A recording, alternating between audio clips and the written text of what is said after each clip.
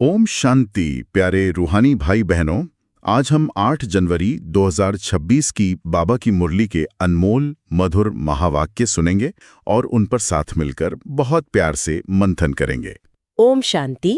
आज बाबा ने हम बच्चों को भाग्यशाली बनने की बहुत ही सुंदर, बहुत ही सहज विधि बताई है। जी, और सिर्फ विधि ही नहीं बल्कि उस रास्ते में आने वाली जो रुकावटें हैं उन पर भी बाबा ने बहुत प्यार से हमारा ध्यान खिंचवाया है। बिल्कुल, विशेषकर चलन को श्रेष्ठ बनाने पर, सुखदाता बनने पर और सबसे सूक्ष्म दुश्मन जो है अहंकार, उस पर बाबा ने आज बहुत गहरी रोशनी डाली है।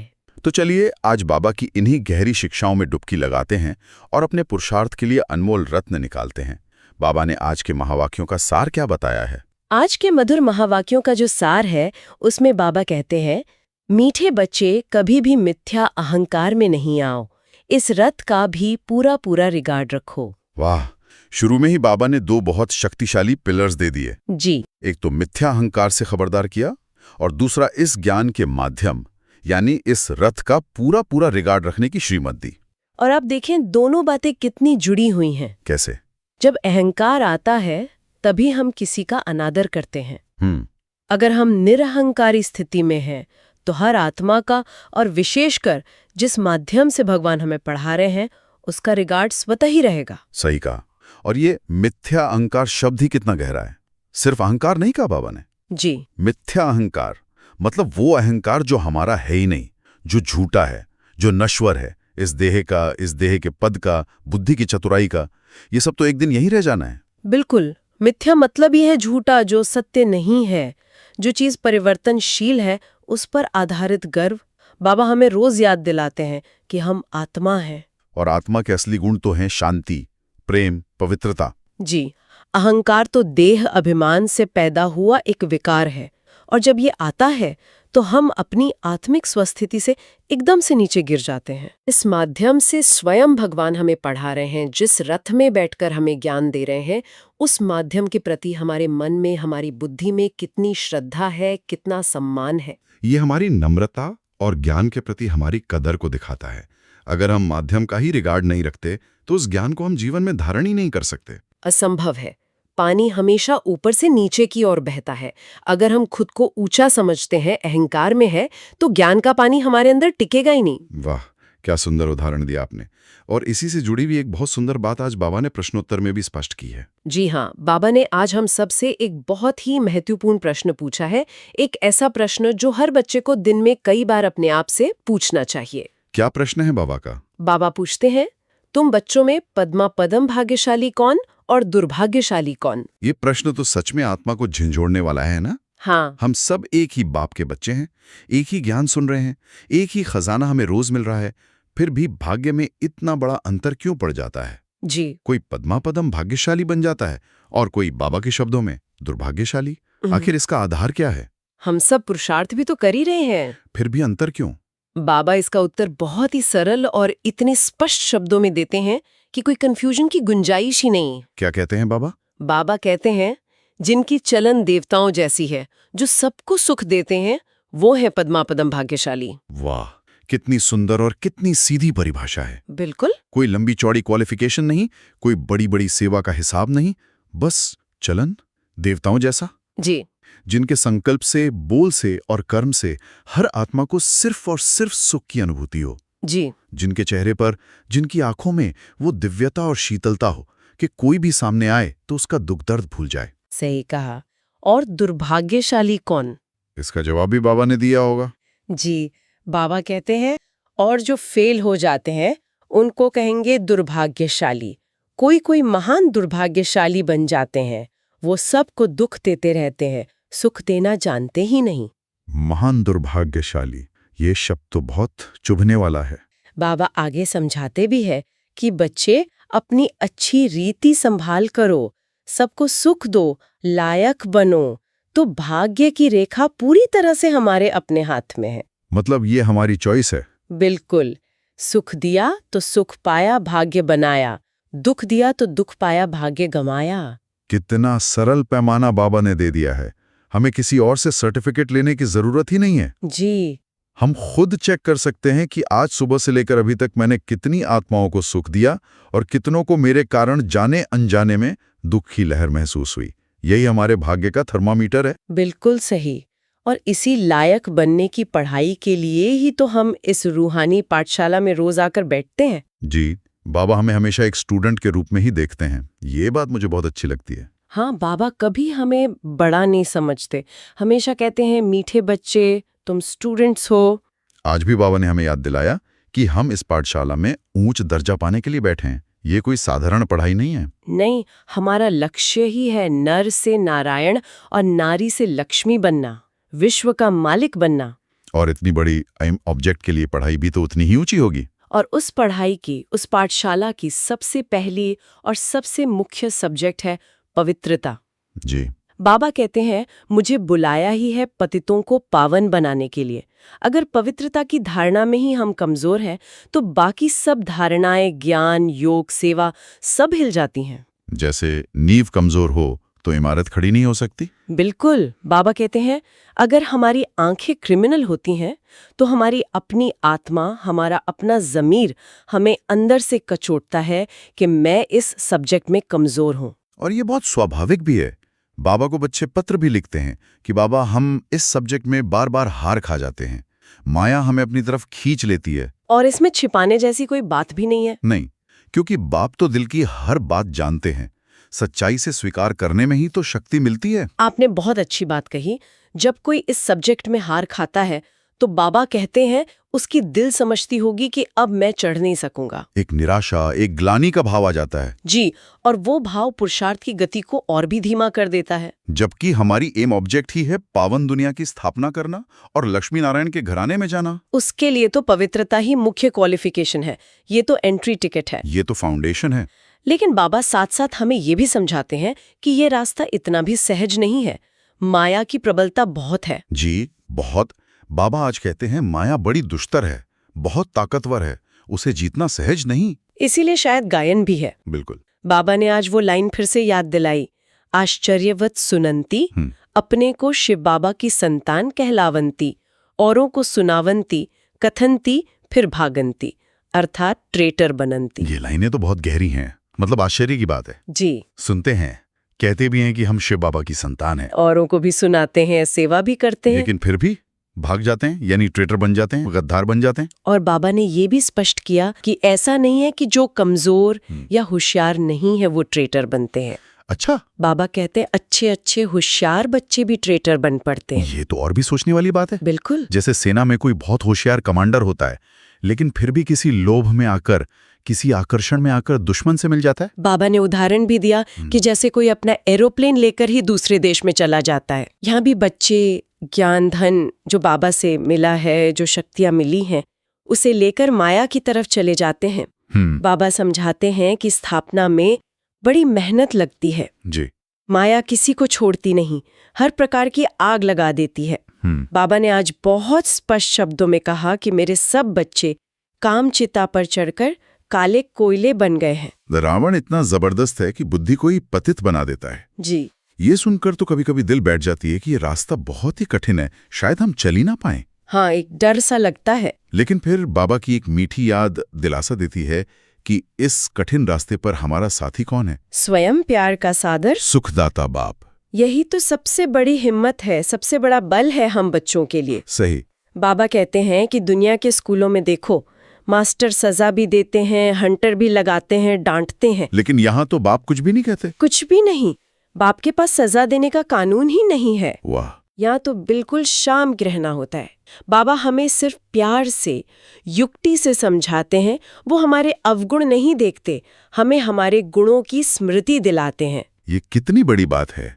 कोई हमारे 100 अवगुण गिनाए, लेकिन बाबा हमारा एक गुण देखकर हमें गले लगा लेते हैं और उस एक गुण को ही सींच कर बड़ा करते हैं। तो जब बाप इतना प्यार का सागर है, इतना सुखदाता है, तो हम बच्चों की चलन भी तो वैसी ही होनी चाहिए, देवताओं जैसी। सबको सुख देने वाली बाप का बनकर अगर हम दुख देते हैं तो इससे बड़ा दुर्भाग्य और क्या हो सकता है भला। जी बिल्कुल। इसीलिए तो बाबा कहते हैं कि बच्चे तुम पद्मा पदम भाग्यशाली हो, लेकिन साथ साथ सावधान भी करते हैं कि कोई कोई महान दुर्भाग्यशाली भी बन जाते हैं। हाँ, जिनकी चलन ऐसी होती है कि वे सबको दुख देते रहते हैं, वो सुख देना जानते ही नहीं। और बाबा कहते हैं कि ऐसे बच्चे फिर इस ज्ञान मार्ग में ठहर नहीं सकेंगे। क्यों? क्योंकि ऊंच पद पाने के लायक ही नहीं बन पाते। उनकी अपनी ही चलन, उनके अपने ही कर्म उन्हें गिरा देते हैं। मतलब हमारा कर्म ही हमारा रक्षक भी है और भक्षक भी। बिल्कुल। बाबा ने आज सृष्टि रूपी झाड़ का ज्ञान भी बहुत सुंदर रीति से रिवाइज कराया। ये ज्ञान ही तो है जो हमारी बुद्धि को विशाल बनाता है और इन छोटी छोटी बातों से ऊपर उठाता है। हाँ, बाबा कहते हैं ये वंडरफुल झाड़ है, अद्भुत। इसका बीज परमपिता परमात्मा शिव कितना छोटा है, ज्योति बिंदु स्वरूप। और आत्मा भी कितनी छोटी है, एक स्टार। इन आंखों से देख भी नहीं सकते। और सोचिए, इस छोटे से बीज में पूरे 5000 वर्ष के एक्यूरेट झाड़ की नॉलेज समाई हुई है। एक्यूरेट, बाबा कहते हैं 1 सेकंड का भी फर्क नहीं पड़ सकता। ये ड्रामा हूबहू रिपीट होता है। और ये पूरी नॉलेज अभी हम बच्चों की बुद्धि में है, जो दुनिया में किसी भी शास्त्र में किसी भी गुरु के पास नहीं है। और बाबा हमसे चाहते हैं कि ये ज्ञान हमारी बुद्धि में सदा चलता रहे। जी। हम सिर्फ सुबह मुरली सुनकर उसे रख न दें, बल्कि दिन भर उसका चिंतन करें, उसका स्वरूप बने। बाबा ने बहुत सुंदर टाइटल दिया आज। कौन सा? तुम चैतन्य लाइट हाउस हो, सारी पढ़ाई बुद्धि में रहनी चाहिए। वाह, चैतन्य लाइट हाउस। जी। लाइट हाउस का काम होता है अंधेरे में समंदर में भटकते हुए जहाजों को रास्ता दिखाना। तो हम बच्चों को भी अपनी स्वस्थिति से और ज्ञान के प्रकाश से इस दुनिया में भटकती हुई आत्माओं को रास्ता दिखाना है। एक तरफ शांति का सागर बाप का रास्ता, और दूसरी तरफ सुख का सागर, अपनी नई दुनिया सतयुग का रास्ता। ये दोनों तरफ का रास्ता हमें दिखाना है। बाबा कहते हैं ये अवस्था उनकी होगी जो पास विद ऑनर होंगे। वही बाप के लाडले लवली बच्चे कहलाएंगे। और ऐसे बच्चों पर बाप भी कितना बलिहार जाते हैं। बाबा स्वर की राजाई उन पर कुर्बान कर देते हैं। ये बात तो सोचने वाली है। बाबा कहते हैं, मैं राजाई नहीं करता, मैं तो तुम्हारा निष्काम सेवाधारी हूँ। तुमको विश्व का मालिक बनाकर मैं वानप्रस्थ में चला जाता हूँ। कितना प्यारा, कितना निरहंकारी बाप है हमारा। जी। जो हमें अपने से भी ऊंचा बनाते हैं, सिर के ऊपर चढ़ाते हैं। ऐसे बाप को तो कितना याद करना चाहिए, हर श्वास में याद करना चाहिए। चलिए अब आज के सार पर फिर से आते हैं। जी। क्योंकि बाबा ने उसे शुरू में ही कहा है तो उसका महत्व बहुत ज्यादा है। बाबा ने कहा, कभी भी मिथ्या अहंकार नहीं आना चाहिए। ये बहुत बड़ी चेतावनी है, क्योंकि माया का सबसे बड़ा और सबसे सूक्ष्म वार जो होता है वो अहंकार का ही होता है। और ये इतनी मीठे रूप में आता है कि हमें पता भी नहीं चलता। बिल्कुल। मुझे बहुत अच्छा ज्ञान है, मेरी सेवा बहुत अच्छी है, मेरी धारणा तो सबसे अच्छी है, ये मैंपन ही तो अहंकार है। जी। बाबा कहते हैं, खबरदार रहना, माया अहंकार में लाकर वर्थ नॉट अ पेनी बना देती है, कौड़ी के लायक नहीं छोड़ती। और अहंकार आते ही सबसे पहला काम क्या होता है? बाप की अवज्ञा।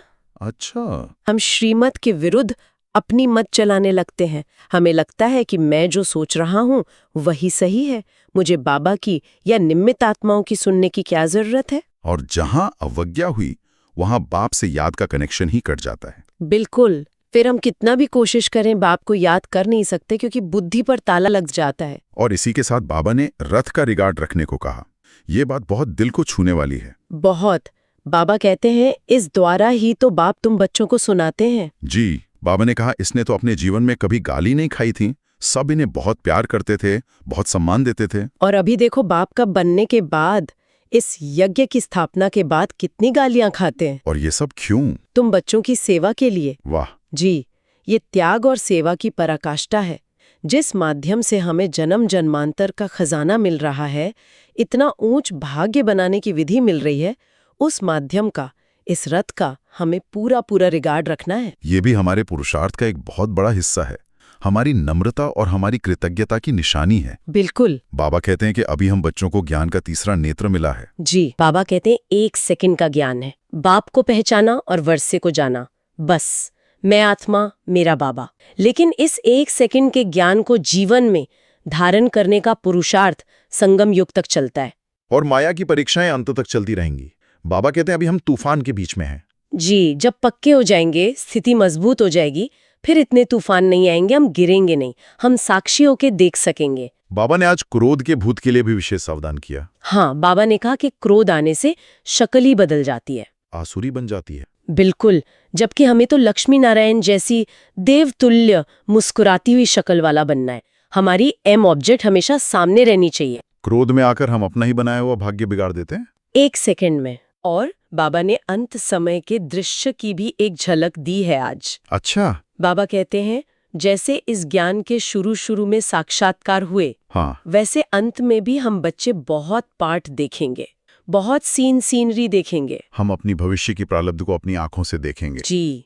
तब तो बहुत खुशी होगी, बहुत आनंद आएगा। अपने पुरुषार्थ का फल सामने देखकर, अपने भविष्य के राज्य भाग्य को देखकर कितनी खुशी महसूस होगी। हाँ, खुशी तो बहुत होगी। बाबा कहते हैं ना, मीरुआ मौत मलू का शिकार। लेकिन बाबा ये भी कहते हैं कि उस समय कई बच्चे बहुत पछताएंगे भी। पछताएंगे? क्यों? वो कहेंगे कि हमने ये क्या किया, हमने समय क्यों गंवा दिया, हमने पुरुषार्थ क्यों नहीं किया, थोड़ा और कर लेते तो और ऊंच पद पा लेते। और जिन्होंने बाप की पढ़ाई की इज्जत नहीं रखी या किसी भी रूप में बाप के नाम की ग्लानि कराई, उन्हें धर्मराज द्वारा बहुत कड़ी सजा भी मिलेगी। इसलिए पुरुषार्थ का यही समय है। अभी का एक एक सेकंड बहुत मूल्यवान है। बिल्कुल सही कहा। तो आज की बाबा की इन गहरी शिक्षाओं से धारणा के लिए मुख्य सार क्या लेकर जाएं, जिसे हम आज सारा दिन अपनी दिनचर्या में प्रैक्टिकल ला सकें? बाबा ने 2 बहुत स्पष्ट पॉइंट्स दिए हैं जो हमारी चलन को श्रेष्ठ बनाने के आधार हैं। जी, पहला पॉइंट क्या है? पहला, आपस में बहुत प्यार से चलना है। कभी भी क्रोध में आकर एक दो को आंख नहीं दिखानी है, बाप की अवज्ञा नहीं करनी है। मतलब संबंधों में दिव्यता, क्रोध को पूरी तरह से विदाई देनी है और हर आत्मा के प्रति प्यार का, शुभ भावना का भाव रखना है। चाहे कोई कैसा भी संस्कार वाला हो, हमें अपनी दिव्यता नहीं छोड़नी है। और दूसरा पॉइंट? दूसरा पॉइंट है पास विद ऑनर बनने के लिए पढ़ाई बुद्धि में रखनी है। चैतन्य लाइट हाउस बनना है, दिन रात बुद्धि में ज्ञान घूमता रहे। मतलब सिर्फ सुनना नहीं, उसका मनन चिंतन करना, उसे स्वरूप में लाना। जी, जब ज्ञान बुद्धि में घूमेगा तभी हम माया के वार से सुरक्षित रह सकेंगे। खाली बुद्धि शैतान का घर बन जाती है। कितनी सहज और स्पष्ट धारणाएं हैं। प्यार से चलना और ज्ञान को बुद्धि में फिराना। एक हमारे व्यवहार से जुड़ा है, दूसरा हमारी आंतरिक स्थिति से। और अगर ये 2 बातें हम पक्की कर लें तो हमारा पुरुषार्थ बहुत सहज और तीव्र हो जाएगा। जी, और जब हम इन धारणाओं को जीवन में लाते हैं तो बाबा का वरदान हमें स्वतः ही प्राप्त होता है, क्योंकि हम पात्र बन जाते हैं। और आज का वरदान क्या है बाबा का? आज हम सब बच्चों के लिए बाबा का वरदान है, ऑलमाइटी बाप की अथॉरिटी से हर कार्य को सहज करने वाले सदा अटल निश्चय बुद्धि भव। वाह, ऑलमाइटी अथॉरिटी, इस एक शब्द में ही कितनी शक्ति है, कितना बल है ना? हम कोई साधारण आत्माएं नहीं हैं, हम सर्वशक्तिमान बाप की अथॉरिटी के नीचे पलने वाले, उनके हर कार्य में मददगार बच्चे हैं। ये स्मृति ही हमारे पंख बन जाती है। जी, बाबा समझाते हैं कि जब यह अटल निश्चय हो कि हम सबसे श्रेष्ठ ऑलमाइटी बाप की अथॉरिटी से सब कार्य करने वाले हैं, तो कितना भी बड़ा कार्य हो, कितना भी मुश्किल लगे, वह अति सहज अनुभव होगा। बाबा ने उदाहरण भी दिया है। हाँ, बहुत सुंदर उदाहरण दिया है। जैसे साइंस की मशीनरी से, कंप्यूटर से हर प्रश्न का उत्तर सहज मिल जाता है, हमें ज्यादा दिमाग चलाने से छुट्टी मिल जाती है। सही। वैसे ही ऑलमाइटी अथॉरिटी को सामने रखने से सब प्रश्नों का उत्तर सहज मिल जाएगा और सहज मार्ग की अनुभूति होगी। इसका मतलब है कि हमें अपनी छोटी सी बुद्धि चलाने के बजाय बाबा की सर्वशक्तिमान अथॉरिटी को सामने रखना है। हर कार्य में ये स्मृति रखनी है कि करने वाला करावनहार बाबा है, मैं तो सिर्फ निमित्त हूँ, एक इंस्ट्रूमेंट हूँ। ये निश्चय ही हमें हर बोझ से हल्का कर देगा। यही अटल निश्चय बुद्धि की निशानी है। मैं कर रहा हूँ ये अहंकार है, और बाबा करा रहा है ये निश्चय है। बिल्कुल, और आज का स्लोगन भी इसी से जुड़ा हुआ महसूस होता है। जब हम उस अथॉरिटी की याद में स्थित होते हैं तो क्या होता है? जी, आज का स्लोगन है, एकाग्रता की शक्ति परवश स्थिति को भी परिवर्तन कर देती है। कितना सुंदर है, एकाग्रता की शक्ति। जी, जब हम ऑलमाइटी अथॉरिटी की याद में एकाग्र होते हैं तो अगर कोई परिस्थिति हमारे वश में नहीं भी है, पर वश है, तो भी वो परिवर्तन हो जाती है, वो हमारे अनुकूल होने लगती है। निश्चय और एकाग्रता, ये दोनों शक्तियां मिलकर असंभव को भी संभव बना देती हैं। हमारी एकाग्रता की शक्ति प्रकृति को भी हमारे अधीन कर देती है। बिल्कुल, और आज अव्यक्त बाप दादा ने हम बच्चों को एक बहुत गहरा इशारा भी दिया है, जी, जो हमारी आंतरिक स्थिति को और ऊंचा ले जाने के लिए है, विशेषकर इस अव्यक्ति मास में। क्या इशारा है? बाबा कहते हैं, इस अव्यक्ति मास में बंधन मुक्त रहे, जीवन मुक्त स्थिति का अनुभव करो। इसका क्या अर्थ है बाबा के अनुसार? हम तो समझते थे कि शरीर छोड़ने के बाद जीवन मुक्ति मिलती है। बाबा इसका बहुत सूक्ष्म और गहरा अर्थ समझाते हैं। बाबा कहते हैं कि ब्राह्मण जीवन का असली मजा ही जीवन मुक्त स्थिति में है। जीते जी अनुभव करनी है, न्यारा बनना अर्थात मुक्त बनना। किस चीज से मुक्त? अपने ही संस्कारों के ऊपर भी झुकाव नहीं। ये सोचना कि क्या करूं, कैसे करूं, करना नहीं चाहते थे लेकिन हो गया।